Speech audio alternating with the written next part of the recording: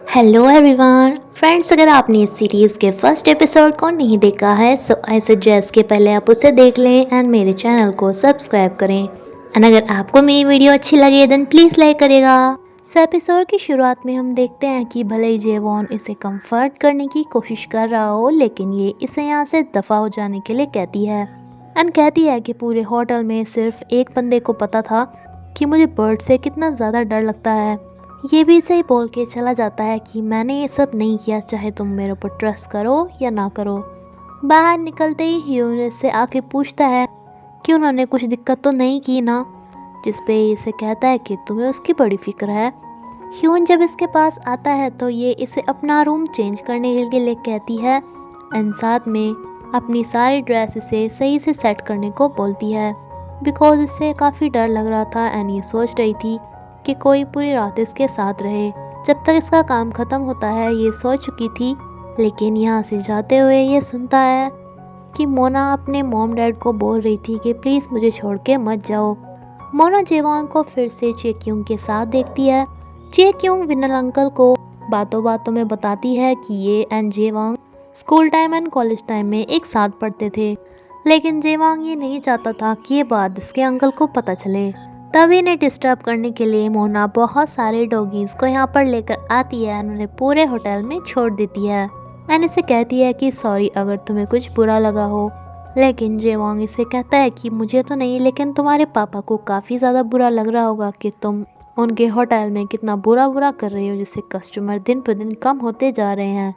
चेक्योंग इसे आके कहती है कि तुम दोनों के बीच में आखिर चल क्या रहा है, तुम काफ़ी क्लोज दिखते हो।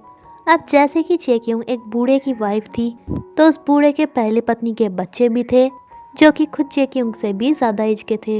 लेकिन इन सब के बड़े बड़े घर को छोड़ के चेक्योंग इस होटल में ही काफ़ी टाइम से ही रह रही थी।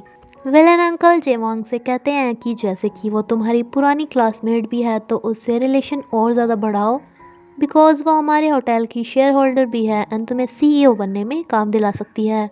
मोना सर्वेंट का ड्रेस पहन के जेवांग की रूफ की साफ सफाई करने पहुंच जाती है। यहाँ पे चाइना से बहुत बड़े बिजनेसमैन आते हैं जिनसे साइन कराना जेवांग की कुर्सी के लिए बहुत ज़्यादा इम्पोर्टेंट था। ये इसकी खुद भी काफ़ी चाकरी कर रहा था, बल्कि इस वांगली को बिल्कुल भी मैनर्स नहीं थे, जो यहाँ के सर्वेंट्स के साथ काफ़ी बुरा करता है। जेवांग को इस सब पे गुस्सा तो बहुत आता है, बट फिर भी अपने सर्वेंट को ही बोलता है इसे सॉरी कहने के लिए। इतने में मोना इसके रूम में अपने पापा की वॉच देख लेती है। ये कभी इसके दादाजी ने इसके पापा को दी थी, लेकिन मरने के बाद जेवॉन्ग ने इसे अपने पास रख लिया था। ये यहीं पर ही पहुंच जाती है एंड इसे कहती है कि मुझे पता था तुम इस सब के पीछे होंगे एंड इसके ऊपर ड्रिंक गिरा देती है।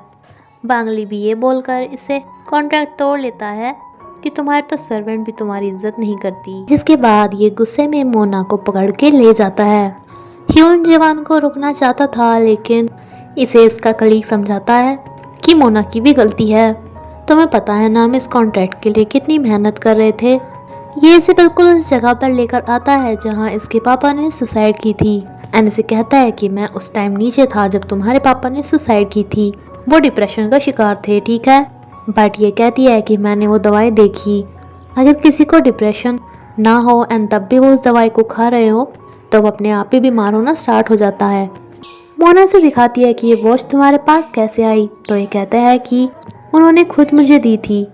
मोना कहती है कि वो ये वॉच तुम्हें दे ही नहीं सकते बिकॉज ये हमारी पुश्तैनी वॉच है। ये कहता है कि इसका आंसर तो मैं तुम्हें अपनी नई अनाउंसमेंट में दूंगा, बिकॉज ये अगली अनाउंसमेंट करने वाला था कि मैं ही उनका बेटा हूँ, क्योंकि इसके अंकल का प्लान था कि अगर सबको पता चल गया कि ये सीईओ का बेटा है तो इसके सीईओ बनने के चांसेस और भी बढ़ जाएंगे। जेवॉन्ग तो यहाँ से चला जाता है। ये अपने पापा के बारे में ही सोच रही थी कि पीछे से कोई इसे पानी में डुबा देता है। जेवॉन्ग के वापस आने पे ह्यून इससे पूछ के उसी जगह पर आ जाता है जहाँ ये इसे पानी से निकालता है। इसे सीपीआर वगैरह दे के उठाता है, बट ये फिर से बेहोश हो जाती है। ये जेवॉन को आके कहता है कि आप उसे देखने नहीं चलोगे, उसे किसी ने डुबा दिया था। तो ये कहता है कि मैं उसे देखने क्यों जाऊँ, वो अपने आप ही पानी में कूदी होगी, अपने पापा की तरफ सुसाइड करने का मन कर रहा होगा उसका। लेकिन इसे भी अब दाल में कुछ काला लगता है। ये जाके देखता है भी अपनी मॉम से साइन लैंग्वेज में बात कर रही थी जिसे सुनाई नहीं देता एंड मिस्टर विलन को भी काफ़ी खुश देखता है, जिसे ये कहता है कि जैसे देबई को आप इतना ज़्यादा प्यार करते हो तो उस मोना को भी उसके पापा इतने ही ज़्यादा प्यार करते होंगे। क्या आज आपने उसे मारने की कोशिश की? ये कहते हैं कि हाँ, मैंने सिर्फ तुम्हारे लिए ये सब किया जिससे तुम्हारी कुर्सी पक्की हो जाए एंड तुम्हें उसके लिए इतना सोचने की कोई ज़रूरत नहीं है। अपना बदला भूल गए क्या? जेवान दोबारा से इसके पास आके कहता है कि तुम यहाँ से चली जाओ वापस जहाँ से आई हो, बिकॉज तुम्हारी जान को यहाँ पे खतरा है। लेकिन ये से कहती है कि तुम मुझे डरा रहे हो क्या मेरी पोजीशन पाने के लिए? मिस्टर विलन ने उस जगह की वीडियो भी बनाई थी जहाँ पर जेवान इसे लेकर गया था एंड देन किसी ने इसे डुबाया था, जिसे देखकर बिल्कुल ऐसा ही लग रहा था जैसे उसे जेवान ने ही दबाया है। ये काफ़ी ज़्यादा सैड थी, जिसका मूड सही करने के लिए ह्यून उसे एक गार्डन में लेके आता है कि आपके पापा का फेवरेट गार्डन था, जहाँ पे इसे ये आंटी भी मिलती है। जेवान इस बिजनेसमैन के कुछ छुपे हुए राज निकाल कर लाता है, इसे ब्लैकमेल करता है कि या तो साइन कर दो वरना मैं सबको बता दूंगा एंड इस मांगले को साइन करने ही पड़ते हैं। जिसके बाद ये सभी को स्पीच दे रहा था। ह्यून मोना के रूम में आता है जहाँ पे एक लैपटॉप था जिसमें वो वीडियो थी, जिसे देखकर ये सोचता है कि मोना को पानी में जेवोंग ने ही गिराया है, इसलिए सबके सामने इस कॉन्फ्रेंस में ही इसका गला पकड़ लेता है कि तुमने ऐसा क्यों किया। लेकिन तभी यहाँ पर मोना आती है जो इसे कहती है कि इसने थोड़ी ना कुछ किया है, मेरा पैर अपने आप फिसल गया था, मैं अपने आप अंदर गिर गई थी। ह्यून को समझ में नहीं आता कि इसने सबके सामने झूठ क्यों बोल दिया एंड ये जैवान को भी बुलाकर कहती है कि मैं यहाँ से सब कुछ छोड़ के अपनी कंपनी वगैरह वापस अब्रॉड ही जा रही हूँ एंड प्लीज़ ह्यून को नौकरी से मत निकालना, उसे मेरी टेंशन है इसलिए उसने ये सब कर दिया। ह्यून इससे पूछता है कि तुमने ये सब कुछ क्यों किया, तो ये कहती है कि अब मुझे यहाँ पर बहुत ज़्यादा डर लग रहा है, मैं और रिस्क नहीं लेना चाहती इसलिए जा रही हूँ एंड प्लीज़ तुम भी उसे उस वीडियो वगैरह के बारे में मत बताना। जेवान इससे पूछता है कि तुमने ऐसे मेरे पर इल्ज़ाम क्यों लगाया, तुम्हें कुछ मिला था क्या?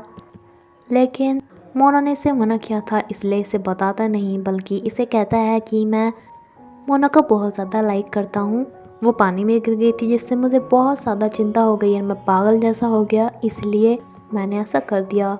ये सब सुन के बाकी स्टाफ तो पागल ही हो जाते हैं कि वाह कितनी हिम्मत है इसमें, बॉस के सामने ही बोल दिया। मोना अब्रॉड चली जाती है, जिस पे इसे काफ़ी बुरा लगता है बिकॉज सच में ही इसे काफ़ी लाइक करता है। ये भी इसे जाते हुए देख रहा था, जो सोचता है कि मेरी अनाउंसमेंट तो सुनकर चली जाती। जेक्यूंग इसे कहती है कि मेरे सौतेले बेटे डेली मेरे पास आते रहते हैं मेरा फेवर लेने के लिए, बट मुझे उनकी प्रॉपर्टी में कोई इंटरेस्ट नहीं, मैं तो इस होटल में ही रहूँगी एंड तुम्हें डेट करूँगी।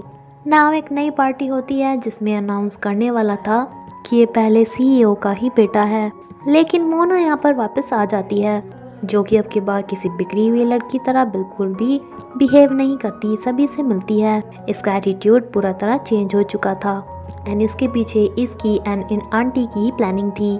ये सभी को बताती है कि मैं स्टार्टिंग से ही ऐसी थी, बस मेरे पापा ने मुझे बोला था कि किसी के भी ऊपर ट्रस्ट ना करे। जिस दिन उनकी डेथ हुई, क्योंकि उन्होंने सुसाइड नहीं की, उन्हें जानबूझकर ये दवाइयाँ दी जाती थी जिससे उन्हें बीमारी हो जाए। ये फिर भी अनाउंस करने जा रहा था कि ये उन्हीं का ही लड़का है, लेकिन ये कहती है कि पहले मैं अपनी बात पूरी करूं एंड सभी को कहती है कि जैसे कि मैंने पहले बोला था कि मुझे यहाँ की पोजीशन में कोई इंटरेस्ट नहीं है, लेकिन अब मैंने सोचा कि मुझे होना चाहिए, इसीलिए सीईओ की कुर्सी के लिए मैं भी अपना नेम नॉमिनेट करती हूँ। इस पे तो इन अंकल को काफ़ी गुस्सा आ जाता है। ये जेवान को कहते हैं कि जल्दी इस लड़की को रास्ते से हटाओ। जेवान इससे पूछने आता है कि ये सब क्या है, तो ये इसे ये रिकॉर्डिंग दिखा देती है। इसे कहती है कि तुम बस चुप ही रहो वरना मैं ये वीडियो सबको दिखा दूंगी कि तुमने मुझे मारने की कोशिश की। इसे समझ में नहीं आता कि इसके अंकल इसे फंसाना चाहते हैं या फिर मोना को। ये उस डॉक्टर से बात करता है जिससे कि मोना के पापा दवाई लेकर खाया करते थे, बट वो कहता है कि मैं तो यहाँ पर कुछ महीने के लिए नहीं हूँ, अब्रॉड गया हूँ। ये अपनी एक सर्वेंट को बोलता है कि ये मोना के हमेशा साथ रहे, उसका ध्यान रखे। मोना कहती है कि अच्छा, तो उसने तुम्हें मेरे ऊपर नज़र रखने के लिए बोला है, पर चली जाओ यहाँ से। लेकिन इस सर्वेंट के आगे मोना की भी एक नहीं चलती। कुछ लोग ह्यून के फ्रेंड्स के सामने इंग्लिश बोल कर शो ऑफ कर रहे थे, तभी यहाँ पर ह्यून आता है, जो कि पहले इनके साथ इंग्लिश में बात करता है, देन चाइनीज़ में एंड देन साइन लैंग्वेज में भी। इसकी साइन लैंग्वेज इन लोगों के तो समझ में नहीं आती, लेकिन यहाँ पर हेबी भी थी जिसे ये समझ जाती है एंड काफ़ी इम्प्रेस भी होती है। डॉक्टर के घर आके ये देखता है कि ये तो यहीं पर ही है, कहीं अब्रॉड नहीं गया, इसलिए इसका पीछा करता है, इसे ब्लैकमेल करता है एंड पूछता है कि वो दवाइयाँ कैसी थी। ये बुढ़ाऊ डर के बता देता है कि तुम्हारे अंकल ने ही मुझे वो दवाइयाँ उन्हें देने के लिए बोला था। ये कहता है कि अब मैं तुम्हारे बारे में पुलिस को बताऊंगा, लेकिन ये बुढ़ाऊ डॉक्टर कहता है कि भले ही मैंने वो दवाइयाँ उन्हें डिप्रेशन में लाने के लिए दी हों, लेकिन उसके बैंक होटल के मैनेजर तो तुम थे ना, हमेशा तुम ही उसे वो दवाइयाँ दिया करते थे। आज इसे समझ में आ जाता है कि इसके अंकल कितने बड़े गेम प्लानर हैं, जिसने हमेशा से ही बचपन से इसे इतना ज़्यादा पनिश कर करके ट्रेन किया कि तुम्हें अपने उस पापा से बदला लेना है ना, जो कि सिर्फ अपने मतलब के लिए इसका यूज़ कर रहे थे। ये आके देखते हैं कि खुद ही अपनी बेटी के साथ कितनी खुश हैं, जिसके बाद इसे मोना के लिए काफ़ी बुरा लगता है।